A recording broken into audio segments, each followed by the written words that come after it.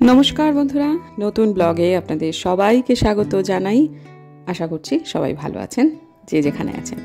আজকের দিন আমার শুরু হয়ে গেল। যেদিন দেখছেন সেটা 21 তারিখের ব্লগ, কিন্তু দেবো আমি 22 তারিখ। এই দিনেই আমার জন্মদিন। ব্যাপারটা মজার বটে, একদিন পর পর দুজনের জন্মদিন। তবে ব্যাপারটাতে সুবিধেও আছে অনেক, মানে এই সেলিব্রেশনটা বেশ সুন্দরভাবে হয়ে যায়। আমার শ্বশুরমশাই যেমন দুজনের খাওয়াটা একদিনে দেবেন, এইরকমভাবে চিরকালই আমাদের হয়ে এসেছে বিয়ের 18 বছর পর পর্যন্ত। যখন বুম্বা দাদার সাথে আমার বিয়েটা ঠিক হয়, তখন আমরা দুজনেও বেশ অবাক হয়ে গেছিলাম। সে কি কথা, তোমার 20 তারিখ আর আমার 22 তারিখ। যদিও মাঝখানে বছরগুলো অনেকটা আলাদা, সন বুম্বা দাদার বেশ কিছুটা আগে, কিন্তু তবুও দিনটা তো পাশাপাশি। সেই জন্যই আমরা মজা করে বলি, তুমি তো আমার থেকে মাত্র একদিনের বড়। যেদিন ওর জন্মদিন করা হতো সেদিন এখনো তুই কিন্তু জন্মাসনি, এই তো তুই জন্মাবি জন্মাবি অবস্থা। আর যখন আমার জন্মদিন হয় তখন তুমি মাত্র সদ্যজাত, জাস্ট জন্মেছো, বেশি পাকামি করো না। এই যে মজাগুলো, এর আমাদের দাম্পত্য জীবনের শুরু থেকেই আমাদের সাথে আছে।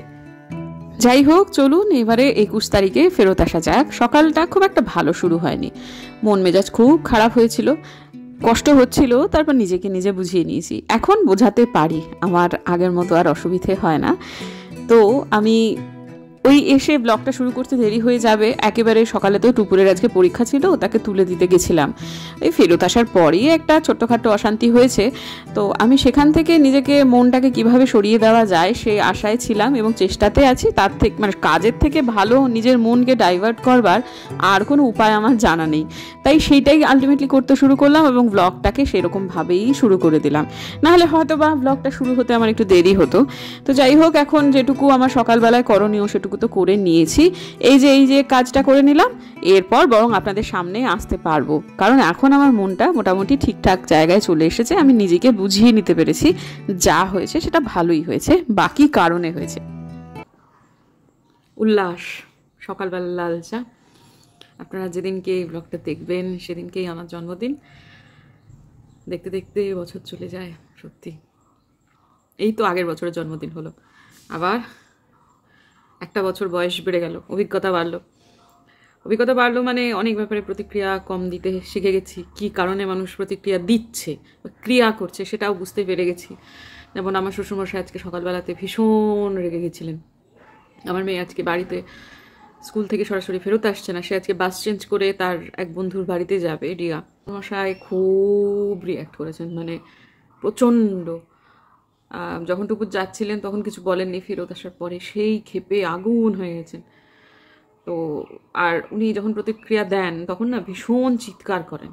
এটা আগাগোড়াই, যে কথা সাধারণভাবে বললে হয় আগে, সেটাতেই এত এত চিৎকার করে কথা বলেন, মানে যেটা আর কি কি বলবো। তখন আমার সাময়িকভাবে খুবই খারাপ লাগছিল, সত্যি কথা। আগে এগুলোতে আমিও রিয়্যাক্ট করতাম, কিন্তু এখন তারপরে যখন ওখানে হলো আমি বুঝলাম যে এই স্থানটা ত্যাগ করাই উচিত। টুকুর পারমিশন নিয়েছে, বাবাও সেটা জানতেন। কয়েকদিন থেকেই ওদের এই প্ল্যান হচ্ছে। দাদুর কাছেও বলেছে, দাদু কালকেও হ্যাঁ বলেছে। আমরা তো বলেইছি, স্কুলে পারমিশন নিতে হয়েছে কারণ ওর তো বাস আলাদা, তো অন্য একটা বাসে আসবে, সেজন্য স্কুলকে অ্যাপ্লিকেশন করা হয়েছিল, মানে ডায়েরি নোটে দেওয়া হয়েছিল, স্কুলও অ্যাপ্রুভ করেছে। আমি এটাকে আমরা কতদিন ধরে চিনি, ফ্যামিলিটাকে জানি, আপত্তি করার কোনো জায়গাই নেই আর কি। জাস্ট আর ওদের তো বাড়ি থেকে স্টপেজ একটুখানি, নামবে ঢুকে পড়বে, তাতে এত প্রতিক্রিয়া দেওয়ার কিছু ছিল না। কিন্তু আমি তখন মানে আমার এত কষ্ট হচ্ছিল সেই সময়টায়। যাই হোক, ওপরে চলে এলাম, আমি আজকে কিচ্ছু বলিনি। ওপরে চলে এসে একটু ঠান্ডা হলাম, তারপরে ভাবলাম যে এই ভদ্রলোকই 1993 সালে নিজের ছেলেমেয়ের পড়াশোনার জন্য হাওড়াতে একটা ফ্ল্যাট কিনেছিলেন, যেখানে কখনো আমার হাজব্যান্ড আর আমার ননদ থাকতেন, কখনো আমার হাজব্যান্ড একা থাকতেন প্রয়োজনে আর কি, কখনো আমার ননদ একা থাকতেন। আমার ননদ বিভিন্ন জায়গায় একা একাই পড়াশোনার জন্য গেছে, দিল্লিতে একা একা কম্পিটিটিভ পরীক্ষার জন্য পড়াশোনার প্রস্তুতিতে গেছে। তো সেই মানুষটাই তো ইনি। পরিস্থিতি, সঙ্গীহীনতা, বয়স, অভিজ্ঞতা মানুষের কিছুটা বদল ঘটায়, প্রতিক্রিয়ার কিছুটা বদল ঘটায়। সবগুলোই সত্যি। সেই সময়ে যে ভদ্রলোক ছিলেন তিনিও সত্যি। নারী স্বাধীনতা বা মেয়েদের রোজগার করা, মেয়েদের ফ্রিলি মুভ করা, সেটার ব্যাপারে ওনার কোনো আপত্তি কোনো কালেই ছিল না। এখন যেটা হচ্ছে সেটা ইনসিকিউরিটি থেকে হচ্ছে। আমার মনে পড়ে এখনও, যখন আমার বিয়ের পরে প্রথম আমি যখন এই বাড়িতে এলাম, একটা ওই আশীর্বাদ হয় না নতুন বউকে, তো সেটা ওই সব আশীর্বাদ করে, তারপর সব হাতে কেউ টাকা দেয়, কেউ গয়না দেয়, মানে আত্মীয় স্বজনদের গয়না দেওয়ার একটা ব্যাপার যেটা হয়। আমার শ্বশুরমশাই না আমাকে একটা চূড় দিয়েছিলেন, চূড় দিয়ে আমাকে আশীর্বাদ করে বলেছিলেন জীবনে সফল হও। আমার তো খুব অল্প বয়সে বিয়ে হয়েছিল। বলেনি আমার ছেলের দেখাশুনো করো, বলেনি যে আমার বংশকে এগিয়ে নিয়ে যাও, আমাদের দেখাশুনো করো, এসবগুলো কিন্তু বলেনি। বলেছিলেন জীবনে সফল হও। প্রথম শ্বশুরবাড়িতে আমার শ্বশুরমশাই হিসেবে উনি এই কথাটা বলেই আমায় আশীর্বাদ করেছিলেন ধান দুব্য দিয়ে। সব কিছুই বোঝার ব্যাপার আছে। ওই হোক সঙ্গীহীন অবস্থা না, একাকিত্ব যে মানুষের কোন লেভেলের, হয়তো আমরা সাথে আছি কিন্তু ভেতরে মনের ভেতরটা যে ওই খাঁখা মরুভূমি, সেটাকে কি করে কেই বা ভরপাই করবে। আমার শাশুড়িমার চলে যাওয়াটা, এইসব কারণেই মানুষ রিয়্যাক্ট করে। তো ঠিক আছে, জীবনের অভিজ্ঞতা আমারও বাড়ছে, সব কিছুই ঠিক আছে, সব ঠাকুর বুঝে নেবে, আমার ভালো মন্দ সবই ঠাকুর বুঝে নেবে। যাই হোক চলুন, এই তো বকবক করতে করতে চাটাই না জুড়িয়ে যায়। শিলিগুড়িতে একেবারেই রোদ্দুর নেই, পদ্ম গাছগুলোর দিকে তাকালে খারাপ লাগে, রোদ্দুর চাই গাছগুলো, আর লাগিয়েছি পর থেকে সেরকমভাবে রোদই হচ্ছে না। তো আমার এই গাছটা খুব সুন্দরভাবে বড় হচ্ছে, স্ট্যান্ডিং লিভ চলে এসছে। বাকিগুলো অতটা ভালো পারফর্ম না করলেও মানুষের মধ্যে যেমন অনেক ভাগ থাকে তেমন গাছের মধ্যেও থাকে, বাকিগুলো হয়ে যাবে। এই দিকটাও, এটা হচ্ছে রেড ফিলিপ, এটা কিন্তু আমি না এই জাতটা কি সেটা এখনো জানি না। এটা হচ্ছে ওই পদ্মের বীজ থেকে তৈরি করা, তো প্যাকেটটাকে আবার ওই অ্যামাজনে সার্চ করে দেখলাম ভালো করে অর্ডার হিস্ট্রি থেকে, কিন্তু ওখানে কিন্তু কোনো আইডির কথা লেখা নেই। মানে এটা একদম পুরোপুরি সারপ্রাইজ আমার জন্য আসলে। তো এত সুন্দর স্ট্যান্ডিং লিভস এসেছে যে কোনো দিন কুড়ি দেখা যেতে পারে, তবে যদি পায়রাগুলো এগুলোকে ঠিকঠাক করে গজাতে দেয়, তো ঠুকরিয়ে পাতা তুলে দিচ্ছে, এগুলোর ব্যবস্থা করতে হবে আমাকে। অনেকগুলো কাঠি দিয়ে দিতে হবে চারদিকে, এবং কাঠিগুলো এমনভাবে দিতে হবে মাটির সঙ্গে গেড়ে দিলে হবে না, মাটির সাথে গেড়ে দিলে গাছে টিউবারের বা রানারের ক্ষতি হতে পারে। সেই জন্যই সাইড দিয়ে বোথ সাইড সেলোটেপ নিয়ে সেটা তারপর করতে হবে। আর হনুমানজি ক্ষমা করুন, কর্নারে করে কয়েকটা পতাকা দিয়ে দিতে হবে, যেগুলো হাওয়া হলে পতপত করে উড়বে, তাহলে পায়রা আসবে না। এখন সেটা হনুমানজির পতাকা আসলে খুব সহজে পাওয়া যায়, এই জন্যই বলছি। আর তা নইলে অন্য যে কোনো পতাকা হলেও হবে, কোনো দেশের পতাকা না হলেই হলো, বা আমি নিজের পতাকা বানিয়েও নিতে পারি, সেটাই বরং ভালো, তাই না? তো আসলে ওই গেলেই 20 টাকা দিয়ে যেহেতু পতাকা পাওয়াই যায় স্ট্যান্ড সমেত, সে তো আর এক্সট্রা করে বানাতে যাবো কেন, এরকমই মনে হয়। তো ঠিক আছে, আশা করি একটা ভালো জন্যই তো করবো, হনুমানজি কিছু মনে করবেন না। 4-5টা পতাকা কিনে মানে লাগিয়ে দিতে হবে, আমার গাছগুলো না হলে পায়রাগুলো রাখতে দেবে না আর কি।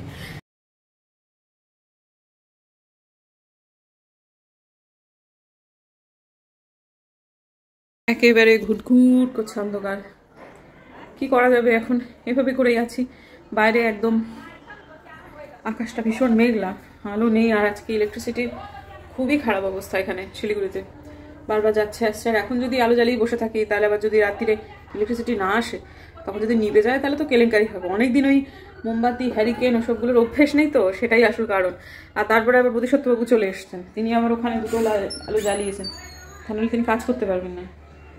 তা সেই জন্য না তুমি করো, তোমায় বলছি না, ব্লগে বলছি। তো সেই জন্য আপাতত জানলা খুলে, এই সময়টা সাধারণত জানলা বন্ধ করে দিতে হয় আমাদের, আমি জানি না আমাকে আদৌ দেখা যাচ্ছে কিনা। তো যাই হোক, বলছিলাম যে অন্য সময় জানলাগুলো বন্ধ করে দিতে হয়, কিন্তু আজকাল কোনো উপায় নেই, নাহলে পুরো অন্ধকার ঘরে বসে থাকতে হবে। মশার বাড়িতে আমরা থাকবো, কিচ্ছু করার নেই। কখন কারেন্ট আসবে, সেই কখন গেছে, কখন কারেন্ট আসবে সেটার অপেক্ষায় বসে থাকবে। একটু বাদে অবশ্য আমি বেরোবো, আশা করছি তার আগে চলে আসবে বাবা। আমি এখন বেরোচ্ছি, টুকুরকে আনতে যাব সেখানেতে। তো ওটা হচ্ছে বিধান মার্কেটে, টুকুরের বন্ধুর বাড়িটা। এই বুম্বাদ আমার সাথে যাবো করছিল, কিন্তু ভিডিওর কাজ করছে, এখন ওর কাজটা কমপ্লিট হয়নি।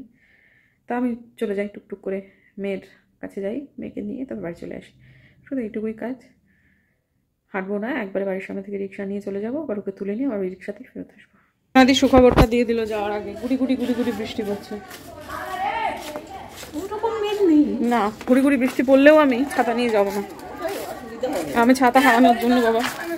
বৃষ্টি পড়ছে না, বাড়ির সামনে থেকেই টোটো পেয়ে গেলাম, একদম গোষ্ঠপাল পর্যন্ত। যারা পুরনো বন্ধু তারা তো জানেনি, টুপুর গেছে রিয়ার বাড়িতে। রিয়ার বাড়িটা হচ্ছে, যারা পুরনো বন্ধু জানবেন, একদম বিধান মার্কেটের সবজি মন্ডির ভেতরে। তো আমি গোষ্ঠপাল পর্যন্ত গেলাম। আমার হাজব্যান্ডের কিন্তু আমার সাথে যাওয়ার খুব ইচ্ছা ছিল। তো আমি ভেবেছিলাম যে টুপুর তো প্রথমত স্কুল থেকে সরাসরি গেছে, হাতে তোর ফোন নেই। আমি রিয়ার ঠাকুমার ফোনে ফোন করেছিলাম, ওই নাম্বারটা আমার কাছে ছিল। আমি একদিন জানতাম ওটা রিয়ার ফোন, তো আজকে জানলাম ওটা রিয়ার ঠাকুমার ফোন। তো ওখানে বললাম, বাবু তুমি নেমে এসো, আমি আছি। তখন রিয়ার ঠাকুমা বললো, না আমি রিয়ার ঠাকুমা, তুমি ওপরে এসো। তো ওপরে গেলাম, গুরুজন মানুষ বলছেন। কি সুন্দর বাড়িটা, এবং এরা খুব ধর্মপ্রাণ পরিবার। আমার খুব ভালো লেগেছে ওদের বাড়িতে গিয়ে, খুব আন্তরিক একটা পরিবার, জানেন তো। তো যাই হোক, অনেকক্ষণ গল্প টল্প হলো, মোটামুটি আধ ঘন্টার ওপর তো বটেই। তারপর হঠাৎ করে আমি ভাবলাম যে নিচে নেমে টুপুরকে নিয়ে চলে আসবো। বুমবাদা ফোন করেছে, শীঘ্রই নিচে এসো, আমি উপরে যেতে পারবো না, তাহলে দোকান বন্ধ হয়ে যাবে। আমি তখনই অনুমান করেছিলাম এত তাড়াতাড়ি দোকান কি বন্ধ হয়ে যেতে পারে, একমাত্র সোনার উপর দোকান বাদ দিয়ে। আমার কিন্তু তখন অনুমান ছিলই ও হয়তো জন্মদিনের উপহার হিসেবে আমাকে হয়তো, আমার তখন মনে হয়েছিল হয়তো রূপোর কিছু দেবে, কারণ আমি রূপো নিয়ে যে পরিমাণ পাগলামি শুরু করেছি 2025-এ, তাতে করে ও তো জানে। তো সেই জন্যই আর কি আমার মনে হয়েছিল ও বোধহয় আমাকে রূপোর কিছু দেবে। কিন্তু পরে বুঝতে পারলাম যে না, রূপো দেবে না, দেবে সোনাই। সেই রকমই ওর পরিকল্পনা। তো যাই হোক, এই যে রিয়া এসেছে আমাকে, আসলে ওদের বাড়িতে এর আগে কখনো আমি যাইনি, সেজন্য নিচে অবধি এসেছে। এটা বিধান মার্কেটের ভেতরেই একটা আবাসন ঠিক বলা না, এটা বাড়ি। তো গ্রাউন্ড ফ্লোরটা আর কি পুরোটাই ওরা বোধহয় কিছু একটা দিয়ে দিয়েছে। দোতলাতেও ওরা থাকে না, থাকে ওরা 3 তলায়। খুব সুন্দর সাজানো গোছানো একটা বাড়ি। কিন্তু যেহেতু রিয়ার মা একটু অসুস্থ, একটু আলুথালু অবস্থায় ছিলেন, সেহেতু আমি আর ভেতরে কিন্তু কোনো রকম ব্লক করিনি, কেবলমাত্র ঠাকুরঘরটা দেখিয়েছি। তো এই সময়টা রিয়ার সাথে সেই কথা বলতে বলতে যাচ্ছি, বাবু তোমার পরীক্ষা কেমন হয়েছে, এইসব নিয়েই। এবং বিভিন্ন সময় ও কার কাছে এবার টিউশন পড়বো, যদিও ও কিন্তু আর্টসে পড়ে, কিন্তু কিছু কিছু সাবজেক্টে ওর কিন্তু প্রচুর পড়াশুনো, জানেন তো। বাচ্চাটা কেবলমাত্র নিজের সাবজেক্টে সীমাবদ্ধ না, মানে বিবিধ ব্যাপারে ওর পড়াশুনো প্রচুর। তো যাই হোক, ঢুকতে গিয়ে রামদরবার এবং তারপর এই ঠাকুর ঘরের জায়গাটা দেখে এত ভালো লাগলো কি বলবো। কিন্তু ব্লগ কেবলমাত্র এইটুকুই করেছি। আর তারপরে সবার সাথে খুব গল্প টল্প করে প্রচুর খাবার দাবার দিয়েছিল, কিন্তু খেতে পারলাম না, কারণ বুম্বাদা ফোন করেছিল, ওই অল্প অল্প করে কিছু কিছু করে তুলে নিয়েছি। তো তখন নিচে নেমে যাচ্ছি। টুপুরকে তো ওরা ডিনার করিয়েই দিয়েছে, টুপুর একেবারে ফুল ভরা পেট হয়ে গেছে। তা এখন তারপরেতে টুপুর আমি যাচ্ছি হচ্ছে সোজা বুম্বাদা যেখানে দাঁড়িয়ে আছে সেখানটাতে। তো এই যে ভদ্রলোক দাঁড়িয়ে আছেন, একটু আবহাওয়াটা মেঘলা মেঘলা করেছে, শিলিগুড়িতে একটু ঠান্ডা ঠান্ডা মতো পড়ে গেছে। আমিও যেটা গায়ে চাপিয়ে আছি সেটা একেবারেই যে খুব গরমে পড়া যায় এমনটা কিন্তু নয়। ঠান্ডা আমারও একটু একটু লাগছিল, এটা ঠিকই। তো যাই হোক, সোয়েটার পরা দেখে বুঝতে পারছেন ভদ্রলোককে যে শিলিগুড়িতে একটু শিরশিরানি ব্যাপার তৈরি হয়েছে। তো প্রথমে আমরা যে দোকানগুলোতে, মানে আমি যেটা চাইছি বুম্বাদা, সেটা আমাকে মানে ওই আর কি একটু ক্ল্যাশ মতো হয়ে যাচ্ছিল। বললাম যে রূপো, তারপর বুম্বাদা বললো যে না, রূপো না, কোনোভাবেই সোনা। তো তারপরে যে দোকানে গেলাম, সে দোকানে ঠিক হলো না। তারপরে আমি ওই পেস্টিং পলাগুলো দেখছিলাম। তো এই পেস্টিং জিনিসপত্রে বুম্বাদাদার একটু আপত্তি আছে। তো আর আমার পেস্টিং পলাগুলো প্রচুর পরিমাণে আছে। একটা সময় তো মানে হাতে টাকা এলেই আমি পেস্টিং পলাই বানাতাম বিভিন্ন রকমের, কিন্তু সেগুলো খুব বেশি একটা টেকেও না। তো আর তাছাড়া এই পেস্টিংয়ের জিনিসপত্রতে বুম্বাদাদার খুব একটা সায় নেই।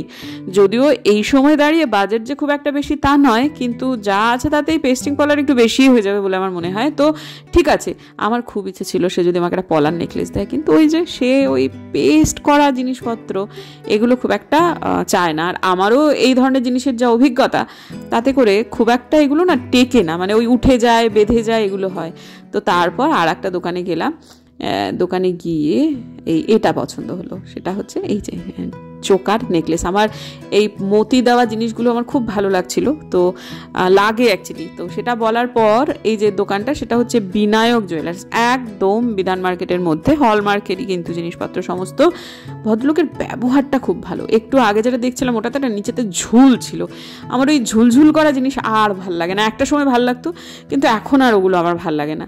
তো এই যে এটা একটু আমার হাজব্যান্ডের বেশি পছন্দ হয়েছিল, কিন্তু ঝুলটা আমার থাকাতে আমার অতটা ভালো লাগছিল না। এইটা আমার খুব পছন্দ হয়েছে এবং শেষ পর্যন্ত এইটাই নেওয়া হয়েছে। আমার হাজব্যান্ড আমার জন্মদিনে আমাকে এইটা উপহার দিলেন, কিন্তু কোথাও না কোথাও মনটা বারবার একটু খুচখুচ করছে। এখানে এটাও দেখলাম, নেওয়ার খুব ইচ্ছে ছিল। তো যাই হোক, তারপরে পেস্টিং পলাও এখানে দেখলাম, খুব একটা বেশি মানে ভারী জিনিসপত্র এগুলো নয়, 1 গ্রাম 2 গ্রামের মধ্যেই খুব সুন্দর সুন্দর পলা আছে। এটা কত গ্রাম আছে? ওটা 2 গ্রাম না 3 গ্রামের মধ্যে? না, এটা আপনার 1 গ্রাম 450 হবে। দুটো পেয়ার আছে 2 গ্রাম 900, তো আপনি সিঙ্গেল নিতে পারেন। আরে বাপ রে বাপ,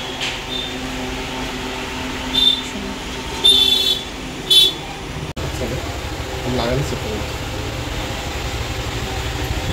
ওকে।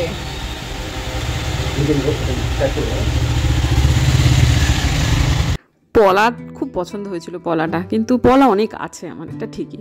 তো যাই হোক, এই জিনিসটা ছিল না, এবং হাজব্যান্ডের কথাকে গুরুত্ব দিয়ে এবং আমারও পছন্দকে সেই গুরুত্ব দিয়ে শেষ পর্যন্ত এইটাই আমি নিলাম। খুবই আনন্দিত, খুবই আনন্দিত। রূপো হয়নি ঠিক কথা, কিন্তু সোনা হয়েছে, এবং সোনাটা তার পছন্দ মতো সে আমাকে দিয়েছে। সোনার আলাদা গুরুত্ব, সে তো নতুন কথা নয়। আর তারপরে যখন স্বামী দিচ্ছেন, হাজব্যান্ড দিচ্ছেন জন্মদিনের উপহার হিসেবে, সেটার গুরুত্ব আরও বেড়ে যায়, এটাও অনস্বীকার্য। ভালো লাগছে কি? আমার তো তাই মনে হয়। তোমার ভালো লাগছে? ভালো লাগছে, ভালো লাগছে। আমাকে ভালো লাগছে দাদা, ভালো লাগছে দাদা।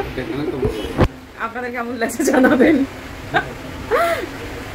দোকানটা সত্যি খুব ভালো, খুব ভালো লেগেছে আমাদের। আর জিনিসগুলো কিন্তু হলমার্কের, তো আরও বেশি পছন্দ হয়ে গেছে সেই জন্য।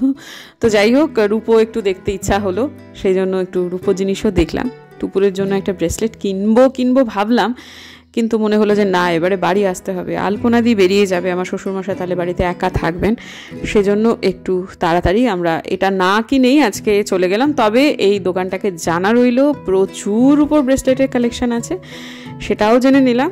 নিয়ে তো এখন বাড়ি যাচ্ছি। অন্য যে কোনো দিন বিধান মার্কেটে তো আসতেই হয়, এই রূপোর ব্রেসলেট নিজের জন্য তথা টুপুরের জন্য আমি কিনে নিয়ে যাব। একদম অপ্রত্যাশিত একটা উপহার হয়ে গেল বটে। আমি সন্ধেবেলাতেও জানতাম না যে আমার এত সুন্দর একটা উপহার কপালে আছে। সত্যি কথা, খুবই আনন্দিত, খুবই আনন্দিত। এবং যা আর কি অপ্রত্যাশিত, সেটা পেলে আনন্দ হবে, সেটাই স্বাভাবিক। তো আজকে আমার সত্যিই ভালো লাগছে। দিনটা শুরু হয়েছিল একভাবে, শেষ হলো সম্পূর্ণ বিপরীতভাবে, এবং আশা করছি কালকের দিনের জন্মদিনটা আমার খুবই ভালো কাটবে। তো আজকে দিনের জন্য বিদায় নিতে হবে বন্ধুরা, কারণ আমাকে এখন শুতে হবে, চোখে ওষুধ দিতে হবে, আরও অনেকগুলো কাজ আছে। তো দেখা হচ্ছে। আমার একটু ওষুধ দিয়ে দিস বুড়ি, একটু ওষুধ দিয়ে দিস। তোমার পরীক্ষা কেমন হয়েছে সেটা একটু বলে দাও। খুব ভালো হয়েছে, আচ্ছা ঠিক আছে। আপাতত সেও একটু তার ঘুম পেয়ে গেছে, আমারও হয়েছে। তো এখন সে আমাকে একটু চোখে ওষুধগুলো দিয়ে দেবে, নাহলে তার বাবাকে ডাকি। তার বাবার তো কালকে কলেজ, মানে তার অফ ডে কালকে দিনটা, সুতরাং সে কালকে বাড়িতে থাকবে। তাই জন্য তার এখন খুব একটা ঘুমোতে আসার ইচ্ছা নেই। এখন 11:15 মতো বেজেই গেছে, তাও দেখতে দেখতে সময় কোন দিক দিয়ে কেটেছে। আমরা তো বাড়িতে ফিরলামই তখন 9:15 মতো বাজে। তারপর যাই হোক, আবার এটা ওটা কাজ, ফোন টোন আসা, সব মিলিয়ে মিশে সময়টা কেটে গেল। তো যাই হোক, ঠিক আছে, দেখা হচ্ছে কালকে একটা নতুন ব্লগে বন্ধুরা। যদি আমার ভিডিও ভালো লাগে তাহলে প্লিজ সাবস্ক্রাইব করবেন, পাশে নোটিফিকেশন বেলটা অন করবেন, যাতে ভিডিও দিলেই নোটিফিকেশন চলে যায় আপনাদের কাছে। দেখা হচ্ছে আগামীকাল, ততক্ষণের জন্য টাটা।